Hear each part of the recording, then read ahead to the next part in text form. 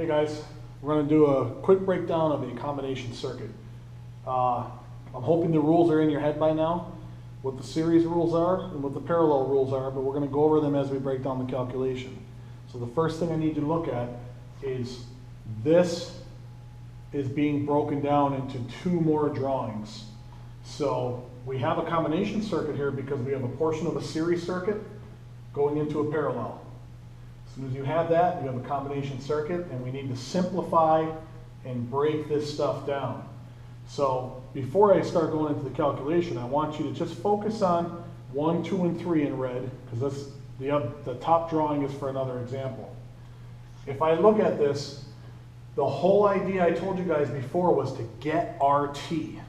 So you're trying to get RT, and the only way you'll get there is by simplifying first. So very important. First thing we need to do is say, well, where can I break down? This piece, these two resistors are in parallel.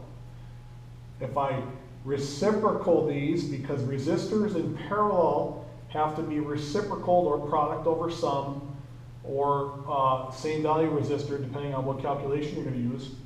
But I have two values, two resistors of different values. What are the rules for resistors that are in parallel? You need to use the reciprocal formula. And remember, total resistance in a parallel circuit is always less than the lowest value resistor in that piece. 300 and 450 have to be reciprocaled. So what I'm going to do is I'm going to take my calculator, and I'll show you how to put that in there. Hopefully you can see this. I'm going to take 300 reciprocal plus 450 reciprocal equals reciprocal equals 180. So now I know that I've combined these, I've simplified them, which means I'm going to bring that over here, and let me explain this in a second. So what we have here is, you'll notice that I wrote in here that this is a combined number. This resistor is a combination of resistors 2 and 3. Here's resistor 2, here's resistor 3. Rules of a parallel circuit mean resistors in parallel need to be reciprocal, and that's what I get for a number. Does that number jive with that rule? Total resistance in a parallel circuit shall be less than the smallest value resistor. 180 ohms is less than 300. So now it brings us to here. Let's bring this over here. You can see a little bit better. Now I've got two resistors that are in series. What's the rules for resistors in series? They're additive. So 100 plus 180 equals 280 ohms. Now what I want you to focus on is solving the column that you can solve for. If I want to find I, let's put this up here as a reminder. Anybody who doesn't have this in your head by now probably should. I'll put this here for later if we want to solve for P, which we will in another video, but I'll put it here for now. If I want to solve for I, it's E divided by R. Cover up the I, E divided by R. So 240 divided by 280 gives me 0.857. Now, when you're doing this, here's where you need to stop. You got to say to yourself, I am now here. I have a total column. ET, IT, RT are done. I'm going to bring these values over to my original sheet over here. So, I'm going to bring over 0.857 so I have the correct answer on my answer sheet. I'm going to bring over 280 ohms. Now this is done. I've got a couple of right answers already. I'm feeling pretty good about that. Now we'll shift our attention back to here. Here's where you got to work back. So when I say work back, I mean, how did this resistor come to be? Well, if I look back at my previous drawing, this resistor came to be a combination of these two. So, how did this resistor come to be? Because these two resistors are in series. What's the same in a series circuit? Current. So, if current is the same in a series circuit, I could then put it everywhere on that series branch. Now we're looking pretty good. Now here's where I like to focus a different way than what you might have done already. Don't look at the combined column. Look at the area that's not a combined set of resistors.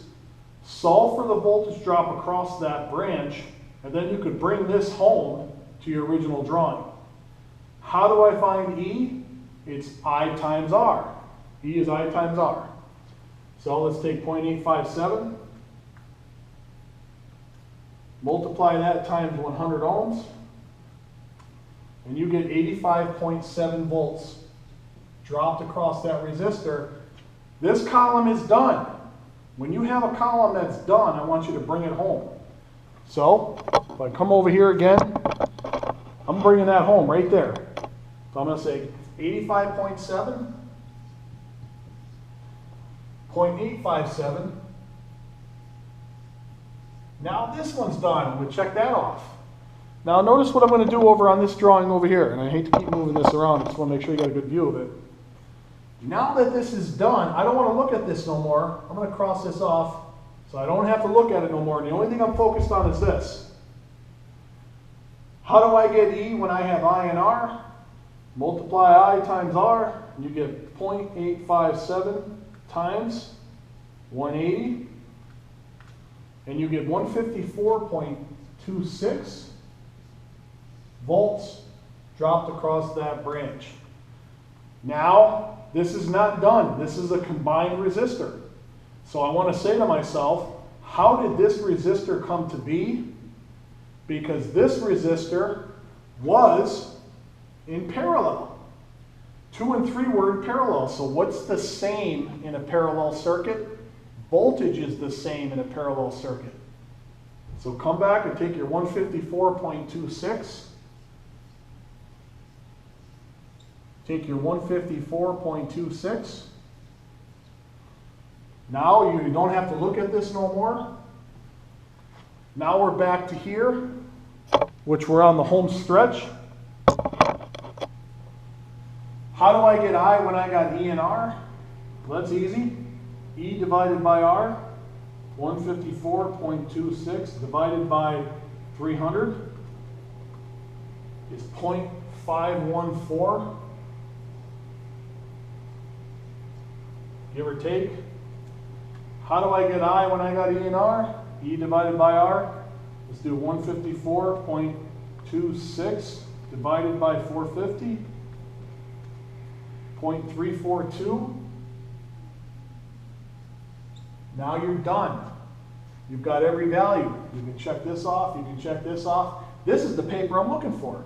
So as these circuits have more resistors, you'll likely have more drawings that are redrawn all the way down to the end. So let's take a look at something that we can draw as a conclusion of checking our series and parallel rules. So in order to make sure that you're verifying this to the best of your ability, when I get here, do these numbers look correct? Well, let's apply a series rule.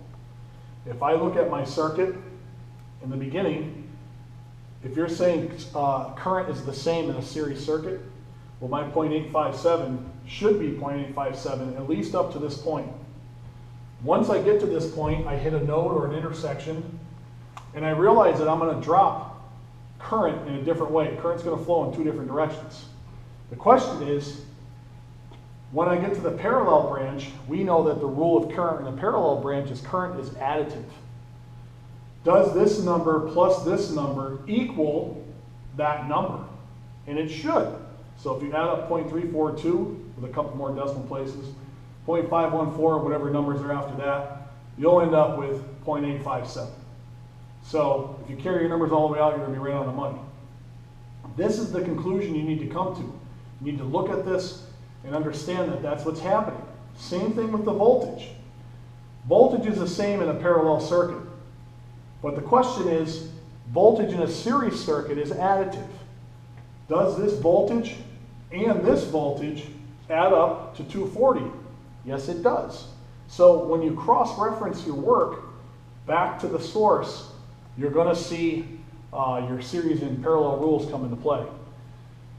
Hopefully this has helped. It's a very simple combination circuit. Once again, I just want to do a quick review on how we broke this down to the very end. We said we need to get RT, but we need to simplify to get to that point. Let's take this parallel branch and squish it together, and then it becomes one resistor.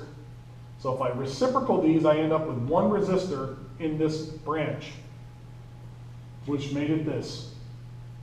Now it's a combined set of resistor number 2 and resistor number 3. I got to simplify further. What do I get when I take these two in series?